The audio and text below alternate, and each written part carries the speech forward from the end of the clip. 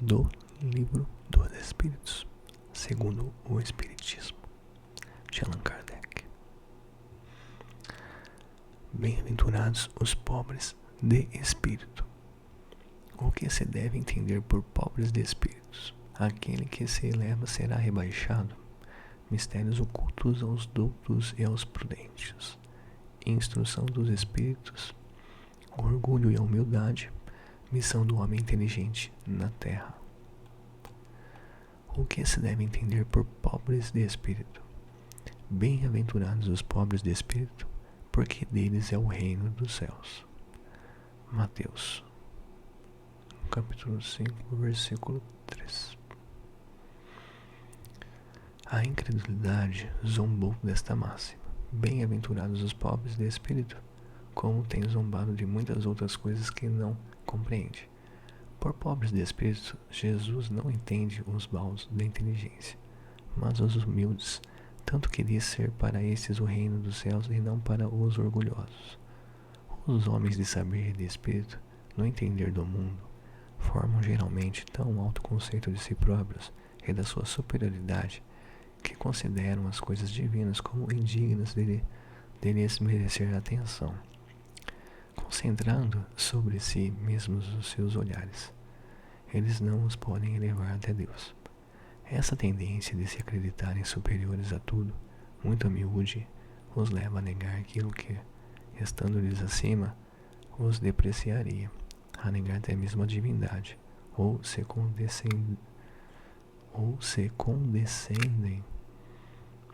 em admiti-lo, contestam-lhe um dos mais belos atributos, a ação providencial sobre as coisas deste mundo, persuadidos de que eles são suficientes para bem governá-lo.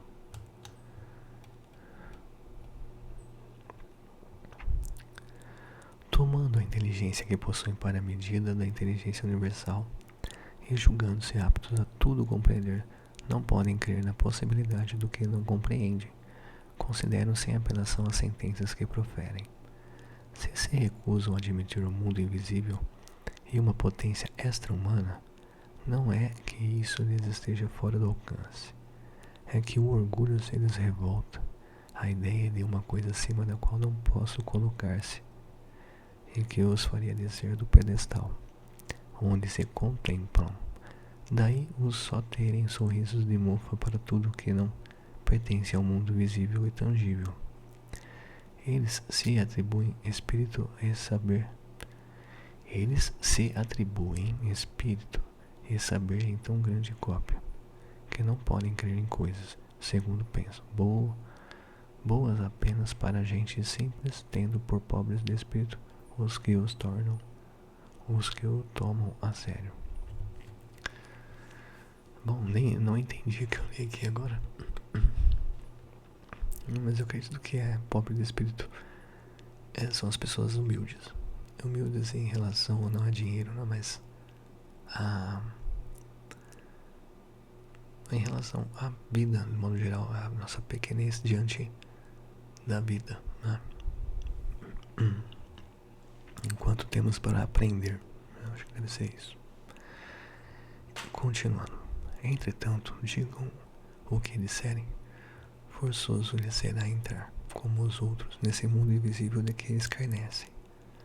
É lá que os olhos se lhe abrirão e eles reconhecerão o erro em que caíram. Deus, porém, que é justo, não pode receber da mesma forma aquele que lhe desconheceu a majestade e outro que humildemente se lhe submeteu às leis, nem os aqui honrar em partes iguais, dizendo que o reino dos céus é dos simples, que Jesus significar que a ninguém é concedida entrada nesse reino sem a simplicidade de coração e humildade de espírito, que o ignorante possuidor dessas qualidades será preferido ao sábio que mais crê em si do que em Deus. Em todas as circunstâncias, Jesus põe a humildade na categoria das virtudes que aproximam de Deus e o orgulho entre os vícios que dele afastam a criatura. E isso por uma razão muito natural. há de ser a humildade um ato de submissão a Deus, ao passo que o orgulho é a revolta contra ele. Mais vale, pois, que o homem, para a felicidade do seu futuro, seja pobre em espírito, conforme entende o mundo, e rico em qualidades morais. Aquele que se eleva será rebaixado. Por essa ocasião, os discípulos se aproximaram de Jesus e lhe perguntaram: quem é o maior no reino dos céus? Jesus, chamando assim um menino, o colocou no meio deles e respondeu: digo-vos em verdade que, se não vos converterdes e tornardes quais crianças, não entrareis no reino dos céus. Aquele, portanto, que se humilhar e se tornar pequeno como esta criança, será o maior no reino dos céus. E aquele que recebe em meu nome a uma criança, tal como acabo de dizer, é a mim mesmo que recebe. Mateus capítulo 18, versículo 1 a 5. Então, a mãe dos filhos de Zebedeu se aproximou dele com seus 2 filhos e o adorou, dando a entender que ele queria pedir alguma coisa. Disse-lhe ele: que queres? Disse ela: manda que estes meus 2 filhos tenham assento no teu reino, um à tua direita e o outro à tua esquerda. Mas Jesus lhe respondeu: não sabes o que pedes. Podeis vós ambos beber o cálice que eu vou beber? Eles responderam: podemos. Jesus lhes replicou: é certo que bebereis o cálice que eu beber, mas pelo que respeita a vós sentardes à minha direita ou à minha esquerda, não me cabe a mim vô-lo conceder. Isso será para aqueles a quem meu Pai o tem preparado. Ouvindo isso, os 10 outros apóstolos se encheram de indignação contra os 2 irmãos. Jesus, chamando-os para perto de si, lhes disse: sabei que os príncipes das nações as dominam e que os grandes as tratam com império. Assim não deve ser entre vós. Ao contrário, aquele que quiser tornar-se o maior, seja vosso servo. E aquele que quiser ser o primeiro entre vós, seja o vosso escravo. Do mesmo modo que o Filho do Homem não veio para ser servido, mas para servir e dar a vida pela redenção de muitos. Mateus capítulo 20, versículo 20 a 28. Jesus entrou em um dia de sábado na casa de um dos principais fariseus, para ir fazer a sua refeição. Os que lá estavam o observaram. Então, notando que os convidados escolhiam os primeiros lugares, propôs-lhes uma parábola dizendo: quando fordes convidados para bodas, não tomei o primeiro lugar, para que não suceda que, havendo entre os convidados uma pessoa mais considerada do que vós, aquele que vos haja convidado venha a dizer-vos: dai o vosso lugar a este, e vos vejais constrangidos a ocupar, cheios de vergonha, o último lugar. Quando fordes convidados, ele colocar-vos no último lugar, a fim de que, quando aquele que vos convidou chegar, vos diga: meu amigo, venha mais para cima. Isso então será para vós um motivo de glória, diante de todos os que estiverem convosco à mesa.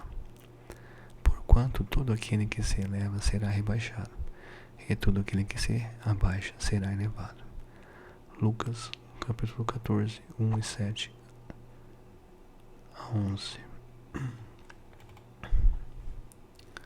Essas máximas decorrem do princípio da humildade que Jesus não cessa de apresentar como condição essencial da felicidade prometida aos eleitos do Senhor, em que ele formulou assim: bem-aventurados os pobres de espírito, pois que o reino dos céus lhes pertence.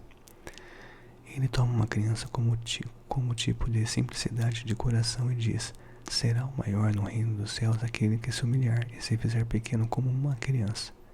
Isto é, que nenhuma pretensão alimentar a superioridade ou a infalibilidade, A mesma ideia fundamental se nos depara nesta outra máxima: seja vosso servidor aquele que quiser tornar-se o maior, e nesta outra: aquele que se humilhar será exaltado, e aquele que se elevar será rebaixado. O Espiritismo sanciona, pelo exemplo, a teoria, mostrando-nos na posição de grandes no mundo dos espíritos os que eram pequenos na terra, e bem pequenos muitas vezes os que na terra eram os maiores e os mais poderosos, e que os primeiros, ao morrerem, levaram consigo aquilo que faz a verdadeira grandeza no céu e que não se perde nunca, as virtudes, ao passo que os outros tiveram de deixar aqui o que lhes constituía a grandeza terrena e que se não leva para a outra vida: a riqueza, os títulos, a glória, a nobreza do nascimento. Nada mais possuindo senão isso, chegam ao outro mundo privados de tudo, como náufragos que tudo perderam, até as próprias roupas. Conservaram apenas o orgulho que mais humilhante lhes torna a nova posição, porquanto vêm colocados acima de si e resplandecentes de glória os que eles na terra espizinharam. O Espiritismo aponta-nos outra lição do mesmo princípio nas encarnações sucessivas, mediante as quais os que, numa existência, ocuparam as mais elevadas posições, descem à existência seguinte as mais ínfimas condições, desde os que tenham dominado o orgulho e a ambição. Não procureis, pois, na terra os primeiros lugares, nem vos colocar acima dos outros, se não quiserdes ser obrigados a descer. Buscai, ao contrário, o lugar mais humilde e mais modesto, porquanto Deus saberá dar-vos um mais elevado no céu, se o merecerdes. Mistérios ocultos aos doutos e aos prudentes. Disse então Jesus estas palavras: graças te rendo, meu Pai, Senhor do céu e da terra, por haveres ocultado essas coisas aos doutos e aos prudentes, e por as teres revelado aos simples e aos pequenos. Mateus capítulo 11, versículo 25.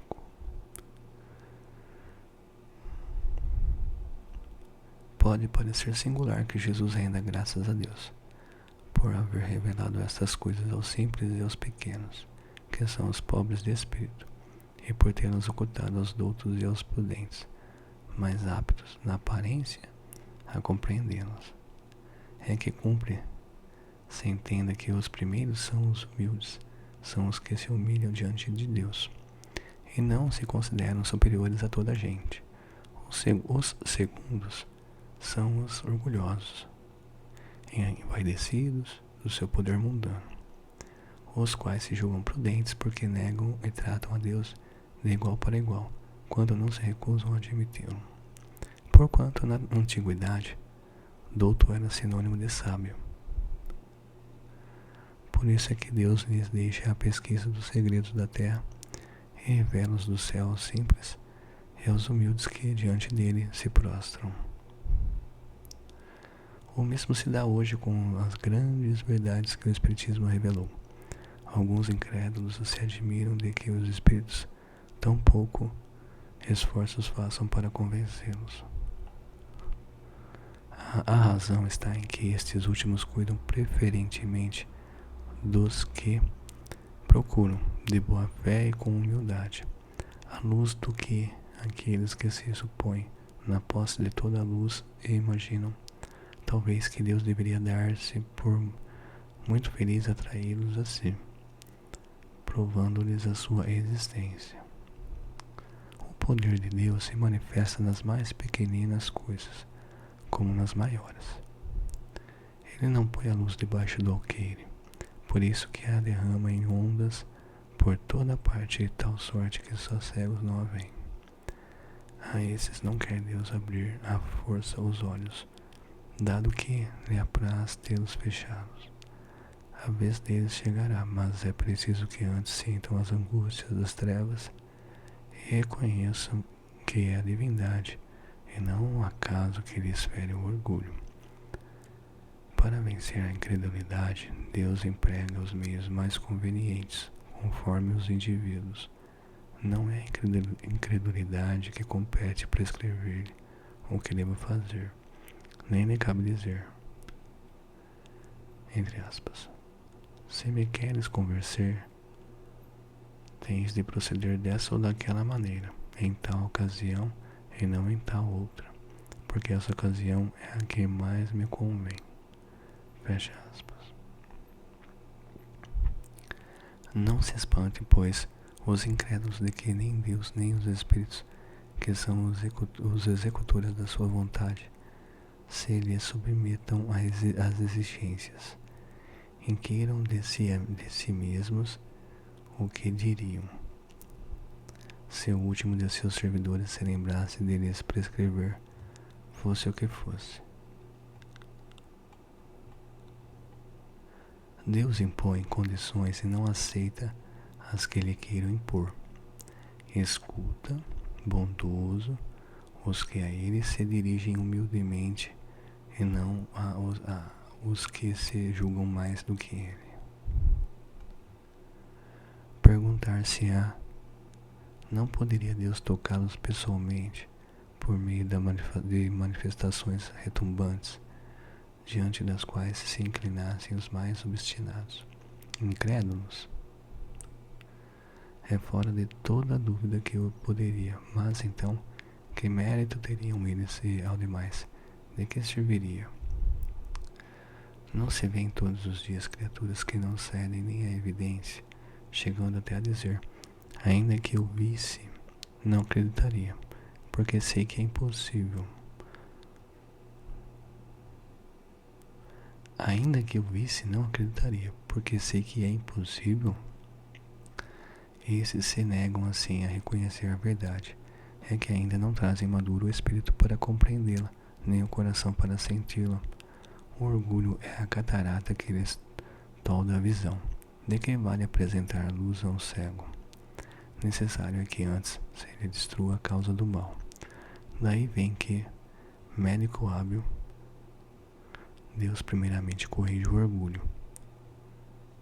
Ele não deixa ao abandono aqueles de seus filhos que se acham perdidos, porquanto sabe que cedo ou tarde os olhos se lhe abrirão. Quer, porém, que isso se dê de modo próprio, quando vencidos pelos tormentos da incredulidade, eles venham de si mesmos lançar-lhes nos braços e pedir-lhe perdão, quais filhos pródigos. Instruções dos Espíritos. O orgulho e a humildade. Que a paz do Senhor seja convosco, meus queridos amigos. Aqui venho encorajar-vos a seguir o bom caminho. Aos pobres espíritos que habitaram outrora a terra, conferiu Deus a missão de vos esclarecer. Bendito seja Ele pela graça que nos concede e de podermos auxiliar o vosso aperfeiçoamento. Que o Espírito Santo me ilumine e ajude a tornar compreensível a minha palavra, outorgando-me a favor de pô-la ao alcance de todos. Ó, vós encarnados, que vos achais em prova e buscais a luz, que a vontade de Deus venha em meu auxílio para fazê-la brilhar os vossos olhos. A humildade é virtude muito esquecida entre vós. Bem pouco seguidos são os exemplos de que dela se vós tem dado. Entretanto, sem humildade, podeis ser caridosos com o vosso próximo. Oh, não, pois que este sentimento nivela os homens, dizendo-lhes que são todos irmãos, que se devem auxiliar mutuamente e os induz ao bem. Sem a humildade, apenas vos adornais de virtudes que não possuis. Como se trouxesseis um vestuário para ocultar as deformidades do vosso corpo. Lembrai-vos daquele que nos salvou. Lembrai-vos da sua humildade, que tão grande o fez, colocando acima de todos os profetas. O orgulho é o terrível adversário da humildade. Se o Cristo prometia o reino dos céus aos mais pobres, é porque os grandes da terra imaginam que os títulos e as riquezas são recompensas deferidas aos seus méritos, e se consideram de essência mais pura do que a do pobre. Julgam que os títulos e as riquezas lhes são devidos, pelo que, quando Deus lhes retira, o acusam de injustiça. Ó irrisão é a cegueira, pois então Deus vos distingue pelos corpos? O envoltório do pobre não é o mesmo que o do rico? Terá o Criador feito duas espécies de homens? Tudo o que Deus faz é grande e sábio. Não lhe atribuais nunca as ideias que os vossos cérebros orgulhosos engendram. Ó rico, enquanto dormes sob dourados tetos, ao abrigo do frio, ignoras que jazem sobre a palha milhares de irmãos teus que valem tanto quanto tu? Não é teu igual o infeliz que passa fome? Ao ouvires isso, bem o sei, revolta-se o seu orgulho. Concordarás em dar-lhe uma esmola, mas em lhe apertar fraternalmente a mão? Nunca. Pois que, dirás, eu de sangue nobre, grande da terra, igual a este miserável coberto de andrajos? Vã utopia de pseudo-filósofos. Se fôssemos iguais, por que o teria Deus colocado tão abaixo e a mim tão alto? É exato que as vossas vestes não se assemelham, mas despivos ambos. Que diferença haverá entre vós? A pobreza do sangue, dirás. A química, porém, ainda nenhuma diferença descobriu entre o sangue de um grão-senhor e o de um plebeu, entre o do senhor e o do escravo. Quem te garante que também tu já não tenhas sido miserável e desgraçado como ele? Que também não hajas pedido esmola, que não a pediras um dia a esse mesmo a quem hoje desprezas. São eternas as riquezas. Não desaparecem quando se extingue o corpo envoltório perecível do teu espírito? Lança sobre ti um pouco de humildade.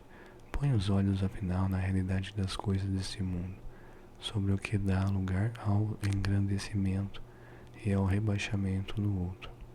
Lembra-te de que a morte não te poupará, como a nenhum homem, que os teus títulos não te preservarão do seu golpe, que ele te poderá ferir amanhã, hoje, a qualquer hora. Se te enterras no teu orgulho, quanto então te lamento, pois bem digno de compaixão serás. Orgulhosos, que éreis antes de seres nobres e poderosos, talvez estivesses abaixo do último dos vossos criados. Curvai, portanto, as vossas frontes altaneiras, que Deus pode fazer se abaixe, justo no momento em que mais as elevardes.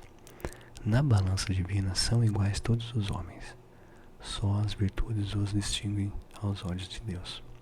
São da mesma essência todos os espíritos deformados, de igual massa todos os corpos. Em nada os modificam os vossos títulos e os vossos nomes. Eles permanecerão no túmulo e de modo nenhum contribuirão para que gozeis da ventura dos eleitos. Estes na caridade e na humildade é que têm seus títulos de pobreza. Pobre criatura, és mãe, teus filhos sofrem, sentem frio, têm fome, tu vais curvada ao peso da tua cruz, humilhar-te para lhes conseguires um pedaço de pão. Inclino-me diante de ti, quão nobremente santa és e quão grande aos meus olhos.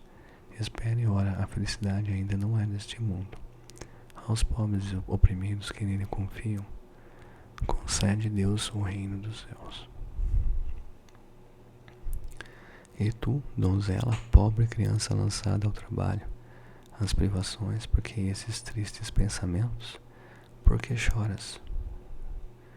Dirige a Deus, piedoso e sereno, o teu olhar, Ele dá alimento aos passarinhos. Tem-lhe confiança, ele não te abandonará. O ruído das festas, os prazeres do mundo, faz bater-te o coração.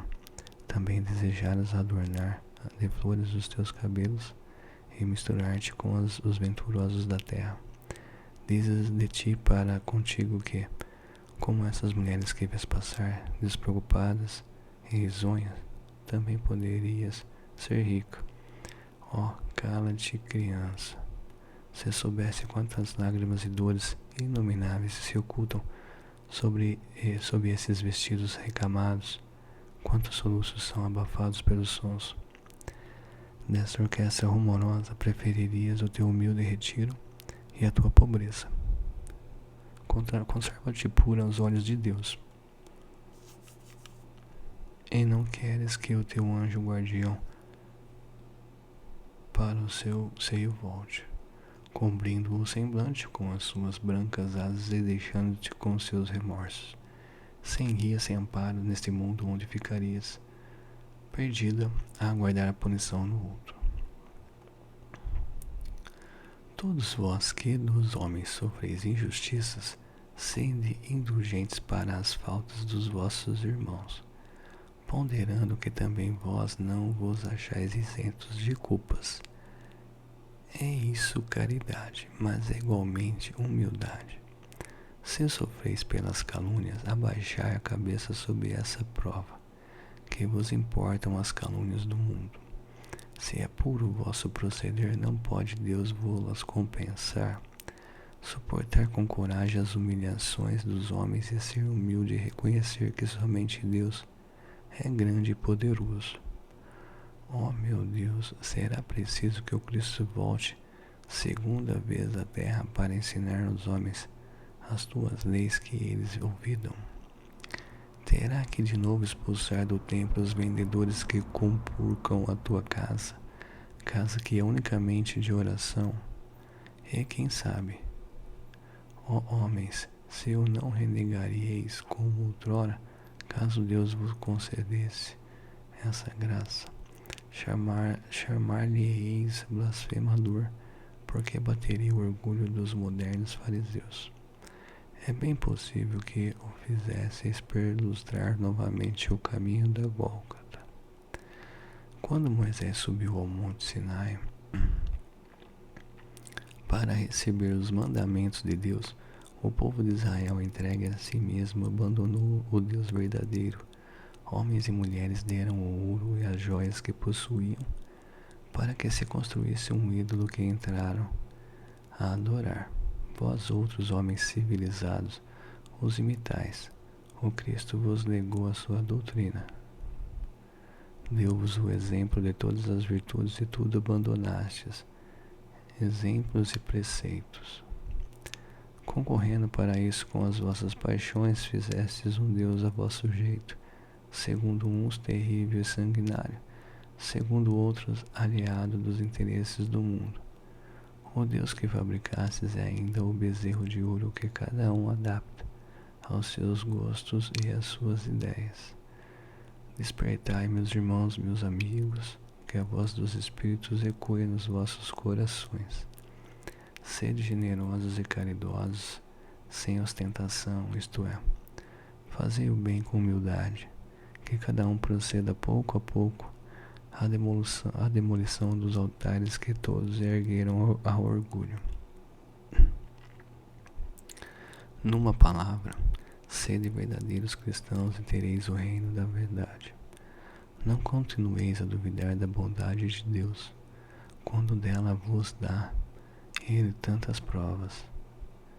Vimos preparar os caminhos para que as profecias se cumpram. Quando o Senhor vos der uma manifestação mais retumbante da sua clemência, que o enviado celeste já vos encontre formando uma grande família, que os vossos corações mansos e humildes sejam dignos de ouvir a palavra divina que ele vos vem trazer, que o eleito somente se depare em seu caminho as plantas que aí tenhais deposto, movendo ao bem, à caridade, à fraternidade. Então o vosso mundo se tornará o paraíso terrestre. Mas se permanecerdes insensíveis à voz dos Espíritos enviados para depurar e renovar a vossa sociedade civilizada, rica de ciências, mas no entanto tão pobre de bons sentimentos, então não nos restará senão chorar e gemir pela vossa sorte. Mas não, assim não será. Voltai para Deus, vosso Pai, e todos nós que houvermos contribuído para o cumprimento da sua vontade, entoaremos o cântico de ação de graça, agradecendo-lhe a inesgotável bondade e glorificando-o por todos os séculos dos séculos. Assim seja. Lacordaire, Constantina, acho que é o nome do espírito que enviou esse trecho. Homens, por que vos queixais das calamidades que vós mesmos amontoastes sobre as vossas cabeças? Desprezastes a santa e divina moral do Cristo, não vos espantais, pois, de que a taça da iniquidade haja transportado de todos os lados.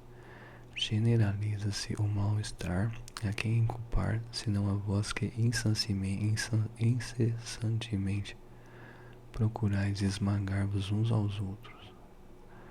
Não podeis ser felizes sem mútua benevolência.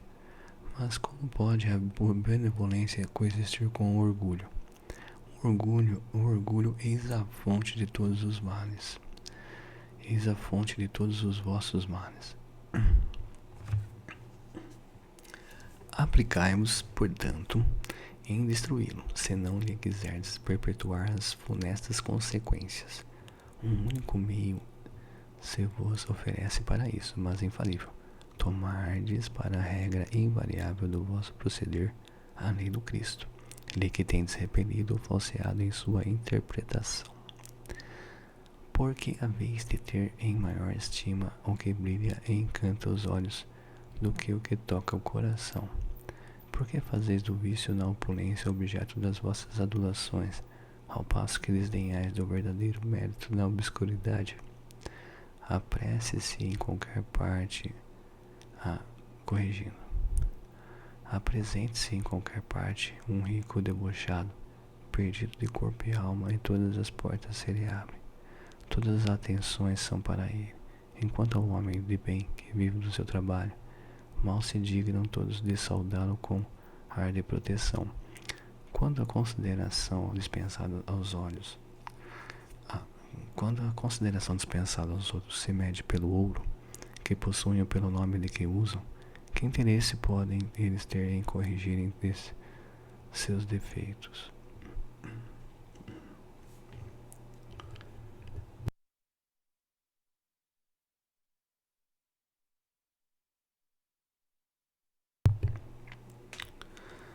Dar-se-ia o inverso, se a opinião geral fustigasse o vício dourado tanto quanto o vício em andrajos. Mas o orgulho se mostra indulgente para com tudo o que o lisonjeia. Século de cupidez e de dinheiro, dizeis, sem dúvida. Mas por que deixasses que as necessidades materiais sobrepujassem o bom senso e a razão? Por que há de cada um querer elevar-se acima de seu irmão? Desse fato sofre hoje a sociedade as consequências.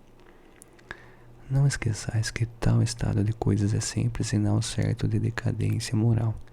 Quando o orgulho chega ao extremo, tem-se um indício de queda próxima, porquanto Deus nunca deixa de castigar os soberbos, se por vezes consente que eles subam, é para lhes dar tempo à reflexão e que se emendem sobre os golpes que de quando em quando lhes desfere no orgulho para diverti-los. Mas em lugar de se humilharem, eles se revoltam. Então, cheia a medida, Deus os abate completamente, e tanto mais horrível lhes é a queda quanto mais alto hajam subido. Pobre raça humana cujo egoísmo corrompeu todas as sendas toma novamente coragem. Apesar de tudo, em sua misericórdia infinita, Deus te envia poderoso remédio para os teus males, um inesperado socorro à tua miséria. Abre os olhos à luz. Aqui estão as almas dos que já não vivem na terra e que devem chamar ao cumprimento dos deveres reais. Eles te dirão com a autoridade da experiência quanto às vaidades e às grandezas da vossa passageira existência. São mesquinhas a par da eternidade. Dir-te-ão que lá o maior é aquele que haja sido mais humilde entre os pequenos deste mundo, que aquele que mais amou os seus irmãos será também o mais amado no céu, que os poderosos da terra se abusaram da sua autoridade, ver-se-ão reduzidos a obedecer aos seus servos, que finalmente a humildade e a caridade, irmãs que andam sempre de mãos dadas, são os meios mais eficazes de se obter graça diante do Eterno. Adolfo, Bispo de Arjon.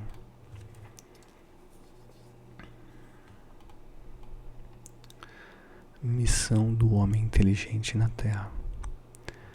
Não vos ensoberbais do que sabeis, porquanto esse saber tem limites muito estreitos no mundo em que habitais. Suponhamos, sejais sumidades em inteligência neste planeta. Nenhum direito tendes de envaidecer-vos. Se Deus em seus desígnios vos fez nascer no meio onde pudeste desenvolver a vossa inteligência, é que quer que a utilizeis para o bem de todos. É uma missão que vos dá, pondo-vos nas mãos um instrumento com que podeis desenvolver. Por vossa vez, as inteligências retardatárias Por sua vez, as inteligências retardatárias e conduzi-las a ele. A natureza do instrumento não está a indicar a que utilização deve prestar-se. A enxada que o jardineiro entrega ao seu ajudante não mostra a este último que ele cumpre cavar a terra. Que diríeis se esse ajudante, em vez de trabalhar, erguesse a enxada para ferir o seu patrão? Direis que é horrível e que ele merece expulso. Pois bem, não se dá o mesmo com aquele que se serve da sua inteligência para destruir a ideia de Deus e da providência entre seus irmãos. Não levanta ele contra o seu senhor a enxada que lhe foi confiada para arrotear o terreno. Tem ele o direito ao salário prometido? Não merece, ao contrário, ser expulso do jardim? Sê-lo-á, não duvideis, e atravessará existências miseráveis e cheias de humilhações, até que se curte diante daquele a quem tudo deve. A inteligência é rica de méritos para o futuro, mas sob a condição de ser bem empregada. Se todos os homens que a possuem dela se servissem de conformidade com a vontade de Deus, fácil seria para os espíritos a tarefa de fazer que a humanidade avance. Infelizmente, muitos a tomam um instrumento de orgulho e de perdição contra si mesmos. O homem abusa da inteligência como de todas as suas outras faculdades, e, no entanto, não lhe faltam ensinamentos que o advirtam de que uma poderosa mão pode retirar o que lhe concedeu. Ferdinando, Espírito Protetor.